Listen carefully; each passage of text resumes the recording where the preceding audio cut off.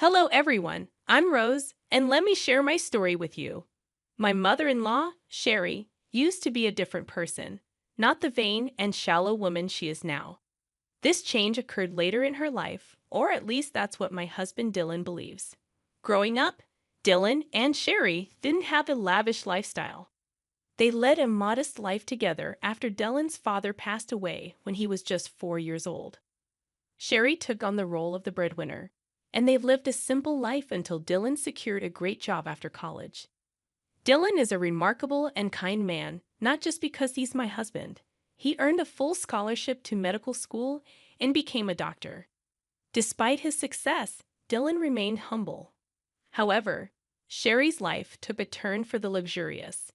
Now, let me clarify. I don't have a job for reasons I'll discuss later, but that doesn't mean I am poor or dependent on others. Unfortunately, Sherry got the wrong impression of me when we first met. Whether it was my clothes or mannerisms, something repelled her. On our first encounter, she said, "Dylan, is this the girl you've been raving about? She's so plain and average. Why would you choose someone like her? Does she even have a job?"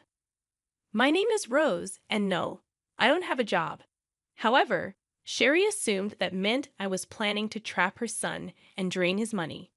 She labeled me as a gold digger and a parasite, making baseless assumptions about my character. Dallin defended me, but the argument escalated and we decided to leave. During our journey home, Dylan apologized for his mother's behavior, acknowledging that she had crossed a line. He reassured me, saying his mom no longer knows how to act like a sane person. Although her words hurt, Dylan asked me not to mind them. Yet I couldn't shake the feeling that being comfortable around Sherry might be a challenge. After all, she's the only parent Dylan has left. I decided to step back. We don't have much extended family, and completely cutting her off isn't feasible. I won't push you to be friends with her, but can you at least be civil around her? I can act respectfully towards your mom, Dylan, but I doubt she'll reciprocate. Don't worry, Rose. I'll keep her in check. If she crosses the line, we can consider reducing contact. I love my mom, but I love you too. I won't let her harass you for no reason. I was skeptical about my relationship with Sherry. Dylan assured me he'd stand up for me, but I still felt uneasy. Dylan and I got married 3 years after we started dating. We had a court wedding due to financial constraints. Dylan was sending Sherry a lot of money every month for emergencies. Even after we married, he continued this practice, straining our finances. I didn't stop him. I believed he had the right to help his mom. However, Sherry became a problem. She regularly spoke ill of me and gossiped with her friends, spreading rumors about me being a gold digger. I ignored it initially, but it started affecting my reputation. Despite Dylan's efforts, Sherry never treated me kindly. She believed I wasn't good enough for her son. Surprisingly, one day, Dylan told me that his mom wanted to invite me to a small party she was hosting. I was skeptical since she disliked me. Dylan assured me that she promised to improve and wanted me there. It seemed odd considering her recent financial struggles, but Dylan believed she managed somehow. I agreed to go, despite my concerns about her behavior. Dylan hoped his mom was making an effort, so I decided to keep an open mind. I truly wanted us to mend our relationship and become friends. I had serious doubts that Sherry would ever consider being friends with me, despite my willingness to be civil and make an effort for Dylan's sake.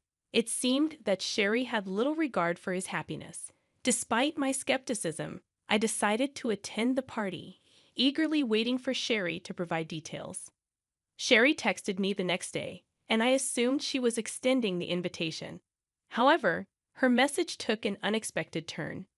She started by mentioning the party at a 5-star hotel everyone had been raving about, promising her friends a great time. This excited her, and she planned to take 15 people.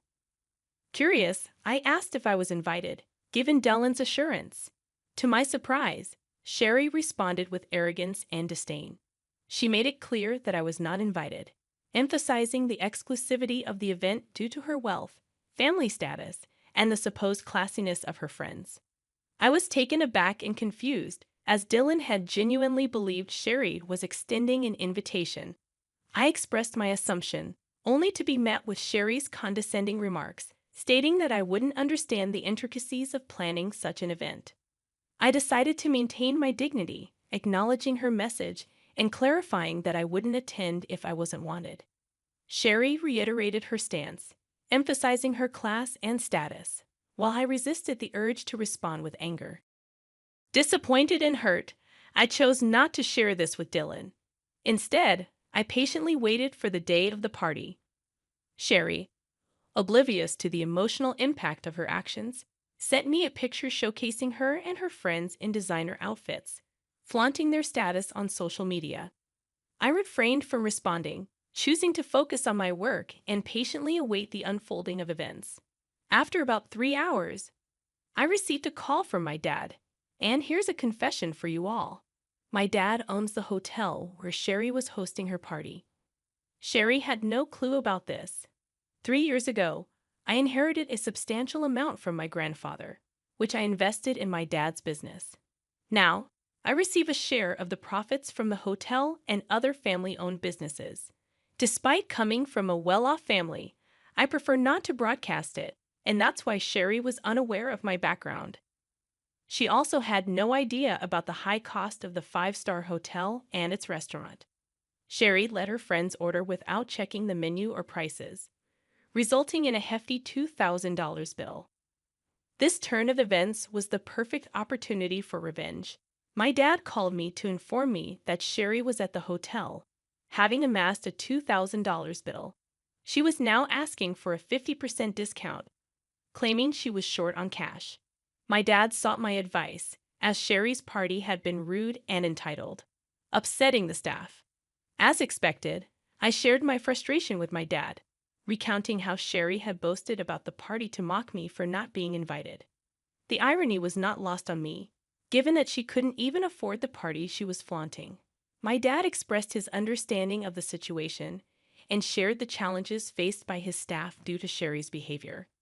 I saw an opportunity for revenge and suggested making Sherry and her team wash the dishes, clean the entire kitchen and the floor, given their insulting behavior.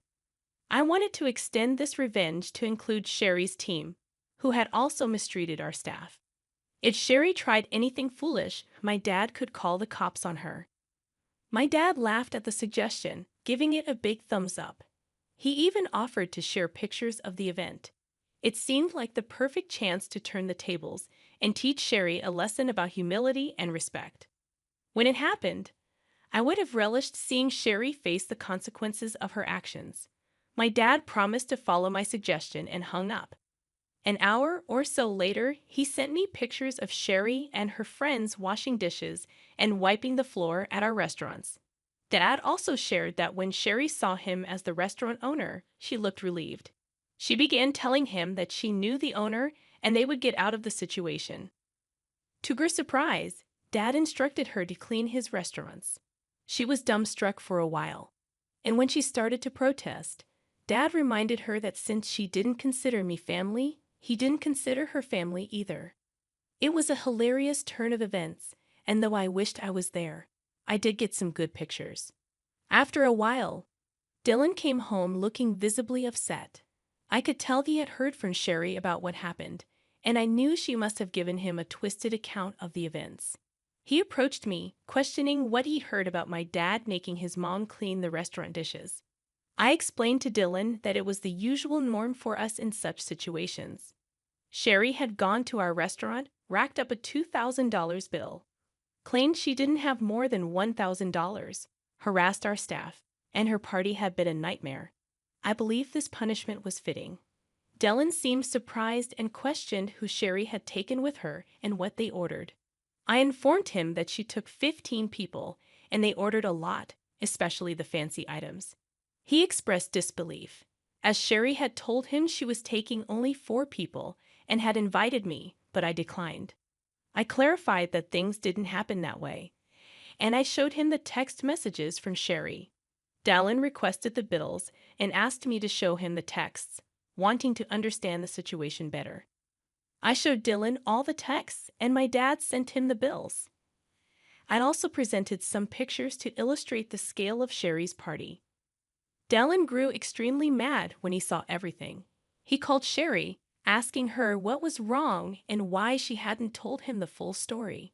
Sherry claimed she only mentioned being short of cash, and I must have given him a different story to sabotage her. Dylan confronted her, pointing out that she declined my invitation and insulted me by saying I wasn't classy enough for her. Sherry tried to brush it off as a harmless joke, but Dylan wasn't buying it. He questioned her spending thousands of dollars taken from him on friends while insulting his wife. He called her out for her actions, stating that spending $2,000 on food and drink wasn't a small matter. Sherry was left trying to justify her actions, while Dylan expressed his disbelief at her behavior. I made a mistake by giving you money whenever you shared stories about needing it, Mom. Well, guess what? I'm not giving you any money again. But Dylan, you've been so supportive for so long. You can't just stop now. It was a one-time mistake. Dylan, why are you overreacting? No, Mom, I am not overreacting. This is not a one-time mistake. If you can't even consider my wife as family, I don't want anything to do with you. I always thought you would change your mind, but you never did. I'm not paying you to insult my wife and call her classless while she sacrifices a lot to support you. This ends now. Dylan didn't listen to Sherry anymore. He hung up on her and blocked her number. He also apologized profusely to me for being mad at me without knowing the full story. I forgave him because, well, he did stand up for me. We had a serious discussion about Sherry and jointly decided that she will no longer be in our lives for now. Yes, Dylan is now a wealthy man, but he knows to stay humble. He found Sherry's behavior completely unacceptable, especially because it was directed towards me. I agreed with the fact that it was very unfair to me, and I was all set to remove her from our life for good. In the next few days, Sherry reached peak madness. She realized that her own actions may have damaged her relationship with her son for good, sending her into a horrible panic. She showed up at our house and demanded to speak with Dylan. Slowly, her demands turned into begging after she was turned away from the door every time. Yes, Sherry worked and earned some money. However, it wasn't enough for the high-end lifestyle she had gotten used to all these years. Dylan had stopped giving her money entirely. Instead, he invested some of his funds into my dad's business to help him open new hotels and restaurants in the neighborhood. We do plan on expanding our hotel business to bigger cities, but we'll have to see what the future holds. Since Dylan stopped sending her funds, Sherry had to downgrade her lifestyle significantly.